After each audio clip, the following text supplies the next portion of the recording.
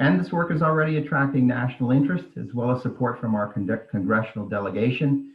So I'm very proud to share a message of support from Massachusetts Senator Elizabeth Warren.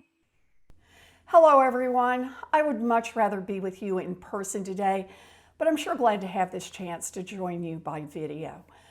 First, I want to say thank you to the Massachusetts Department of Higher Education, to the Lumina Foundation, to Commissioner Santiago, and of course, to the presidents and the staff and the faculty and the students of the institutions who will be doing this important work. I want to say thank you for the work you are doing. Thank you for the advocacy and the energy that you are putting into this.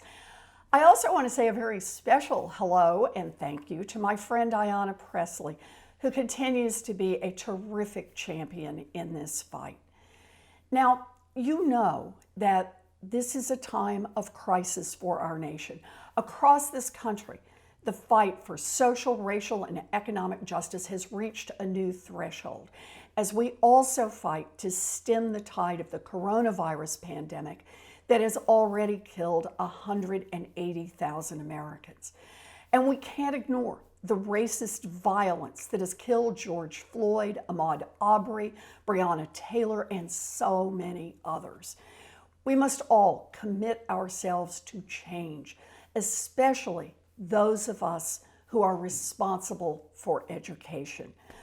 The way I see it, it is on all of us to think about what additional steps we can take to ensure that our colleges and universities are supportive places, supportive for our Black students, for our English learning students, for all of our students of color.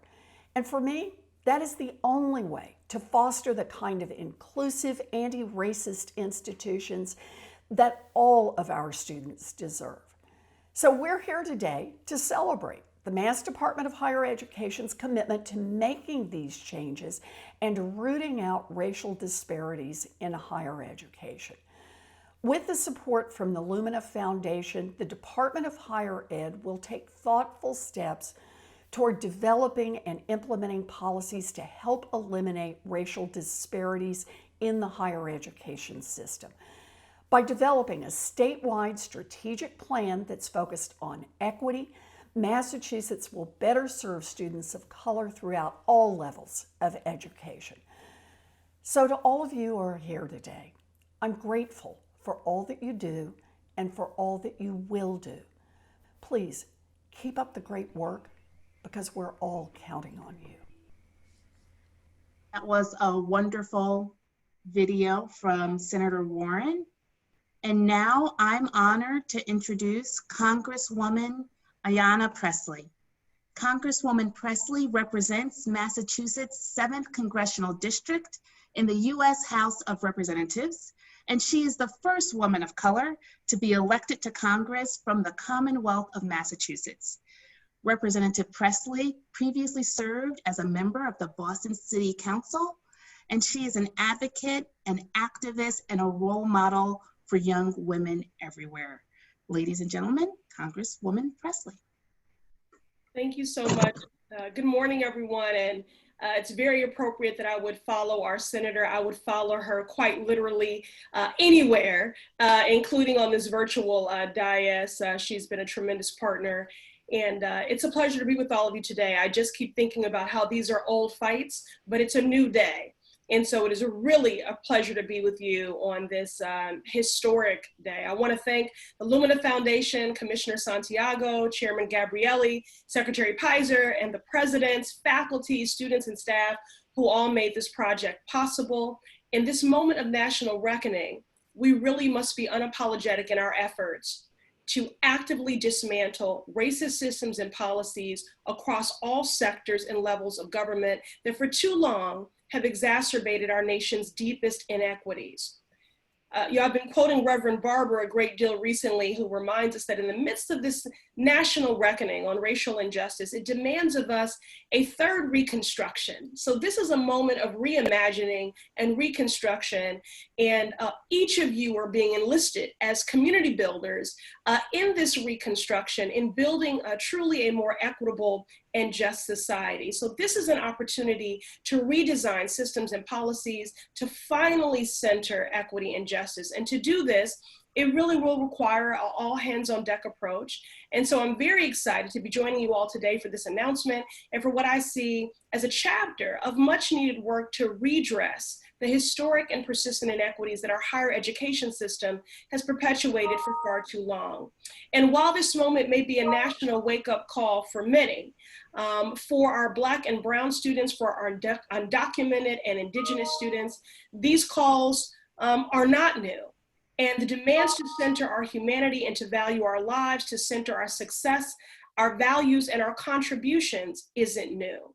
We have lived these inequities and injustices every single day for generations. From the discriminatory implementation of the GI Bill, which hindered Black veterans' ability to access higher education, particularly in segregated states and institutions, to the ongoing and chronic underfunding of our HBCUs and MSIs, state universities, and community colleges that continue to be some of the strongest beacons of economic mobility for Black and Brown families, to the unequal burden of the $1.6 trillion student debt crisis, which disproportionately impacts Black and Brown student borrowers and families and exacerbates the racial and gender wealth gaps. We need every institution to recognize the ways in which they have perpetuated and exacerbated these inequities and actively work to redress these injustices. We can and must do better to ensure our Black and Brown students are not only able to gain access to a higher education, but are able to succeed and to thrive once they arrive there. And while the Commonwealth leads as one of the most educated states in the nation, gaps in degree attainment for Black and Latinx students remain stark. Now more than ever, before our institutions of higher education must embrace policies that center students who for too long have been allowed to slip through the cracks. They will also need to be equipped with the resources necessary to support students, particularly Black and Brown students, undocumented and Indigenous, who have borne the brunt of this crisis and will be shouldering record levels of trauma, experiencing homelessness and food insecurity as a result of this public health and economic crises. But we can and must imagine a system that provides opportunity to all. And I appreciate Dr. Howard saying Massachusetts leading. That's what I like to hear always, that we are leading and that we are being the pace setters. We can and must imagine a system that provides opportunity to all. And I'm excited and grateful to see the Lumina Foundation announce this critical partnership with the Commonwealth and several colleges and universities across Massachusetts, which aim to do exactly that. Now, I'd be remiss if I did not acknowledge, I like history. And this week, Ruby Bridges, who I've had the honor of being in her company, crossing that Edmund Pettus Bridge alongside she and Representative John Lewis. Ruby Bridges turned 66 years old this week. And it was only 60 years ago that she became the first Black child to desegregate an all-white school in Louisiana during the New Orleans school desegregation crises. I look at those famous photographs from her historic walk as she was escorted to school amidst angry protests from white segregationists. And I think about the bravery of Black people, of Black girls and people of color, fighting to demand the same rights and opportunities as their white peers. 60 years later, we are still fighting for this chance. And in the midst of these unprecedented challenges, we cannot afford to lose steam. So I thank all of you for your partnership and your commitment to tackle these racial inequities in higher education. So grateful for your partnership. Again, these are old fights, but it is a new day.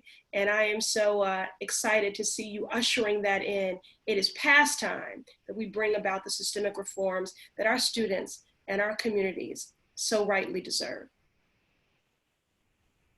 Thank you, Congresswoman Pressley, and your inspirational remarks drive much of our work, and we're very appreciative of your attendance and your thoughts on these important issues.